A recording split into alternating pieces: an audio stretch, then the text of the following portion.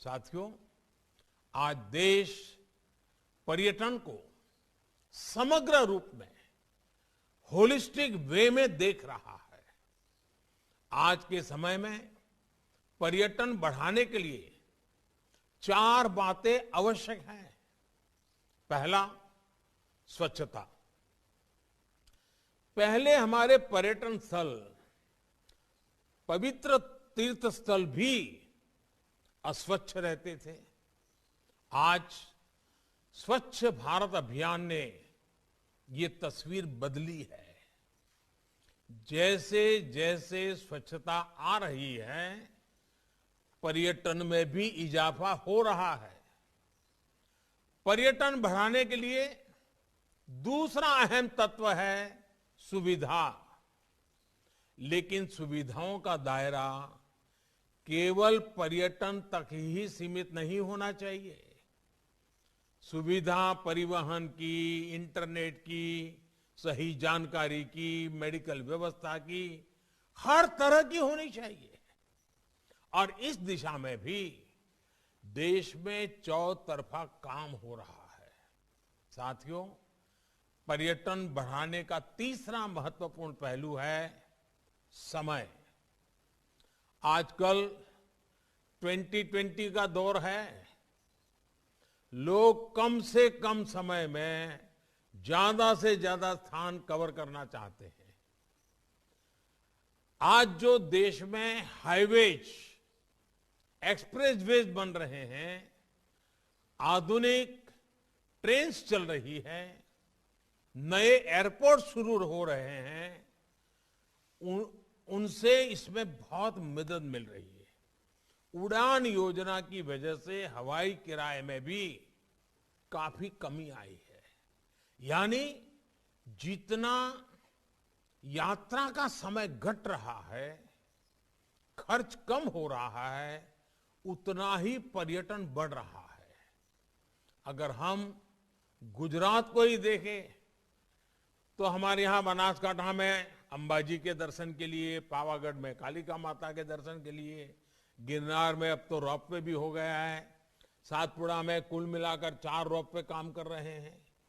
इन ropeway के शुरू होने के बाद पर्यटकों की सुविधा में वृद्धि हुई है और पर्यटकों की संख्या में भी बढ़ोतरी देखी जा रही है। अभी कोरोना के प्रभाव में काफी कुछ रुका हुआ है, लेकिन हमने देखा है कि जब स्कूल कॉलेज को जो विद्यार्थी एजुकेशन टूर पर जाते हैं, उन्हें भी ये ऐतिहासिक स्थान बहुत कुछ सिखाते हैं। जब देश भर में ऐसे स्थानों पर सुविधाएं बढ़ रही है, तो विद्यार्थियों को भी सीखने समझने में आसानी होगी। उनका देश की विरासत से जुड़ाव भी बढ़ेगा।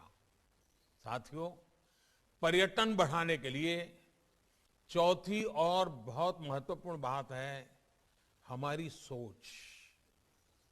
हमारी सोच का इनोवेटिव और आधुनिक होना जरूरी है, लेकिन साथ ही साथ हमें अपनी प्राचीन विरासत पर कितना गर्व है, ये बहुत मायने रखता है। हम में ये गौरव भाव है, इसलिए हम भारत से चोरी की गई मूर्तियों को, पुरानी धरोहरों को दुनिया भर में से वापस ला रहे हैं। हमारे लिए हमारे पूर्वजों ने इतना कुछ छोड़ा है, लेकिन एक समय था जब हमारी धार्मिक सांस्कृतिक पहचान पर बात करने में संकोच किया जाता था। आजादी के बाद दिल्ली में कुछ गिने चुने परिवारों के लिए ही नवनिर्माण हुआ, लेकिन आज देश उस संकीर्ण सोच को पीछे छोड़कर नए गौरव स्थलों का निर्माण कर रहा है, उन्हें भव्यता दे रहा है। ये हमारी ही सरकार है जिसने दिल्ली में बाबा साहब मेमोरियल का निर्माण किया। ये हमारी ही सरकार है जिसने रामेश्वरम में एपीजे अब्दुल कलाम स्मारक को बनवाया। इसी तरह नेताजी सुभाष चंद्र बोस और श्यामजी कृष्ण वर्मा जैसे महापुरुषों के साथ जुड़े हुए स्थानों को भव्यता दी गई है। हमारे आदिवासी समाज के गौरवशाली इतिहास को सामने लाने के लिए देश भर में आदिवासी म्यूजियम भी बनाए जा रहे हैं। आज केवड़िया में बनी स्टैच्यू ऑफ यूनिटी पूरे देश का गौरव है।